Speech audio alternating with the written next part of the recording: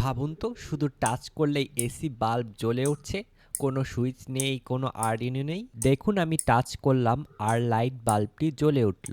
আবার টাচ করলাম বাল্ব বন্ধ হয়ে গেল। এটাই টাচ সেন্সর দিয়ে এসি বাল্ব কন্ট্রোল। এই প্রজেক্ট বানাতে আমাদের লাগবে একটা টাচ সেন্সর মডিউল, একটা সিঙ্গেল চ্যানেল রিলে মডিউল, একটা 3.7 ভোল্ট লিথিয়াম আয়ন ব্যাটারি, একটা এসি বাল্ব হোল্ডার সহ প্লাগ লাগানো যার দুইটা তার রিলেতে যাবে। সোল্ডারিং এর ঝামেলা এড়ানোর জন্য আমি এখানে ব্রেডবোর্ড ব্যবহার করেছি।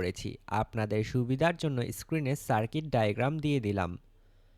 প্রথমে রিলে মডিউলের এনো টার্মিনালে এসি বাল্বের খোলা দুইটি তার যুক্ত করলাম। এভাবে রিলে অন করলেই বাল্ব জ্বলে উঠবে। এখন টাচ সেন্সর, রিলে মডিউল আর ব্যাটারির পজিটিভ ও নেগেটিভ ব্রেডবোর্ড দিয়ে একসাথে যুক্ত করলাম। এরপর টাচ সেন্সরের আউটপুট রিলে মডিউলের ইনপুটের সাথে কানেক্ট করলাম। এখন দেখুন টাচ করলেই রিলে অন হচ্ছে আর এসি বাল্ব জ্বলে উঠছে, আবার টাচ করলেই বন্ধ হয়ে যাচ্ছে। এভাবেই খুব সহজে টাচ সেন্সর দিয়ে এসি বাল্ব কন্ট্রোল করা যায়। আর এমন আরও প্র্যাকটিক্যাল ইলেকট্রনিক্স প্রজেক্টের জন্য এখনই চ্যানেলটি ফলো করে রাখুন।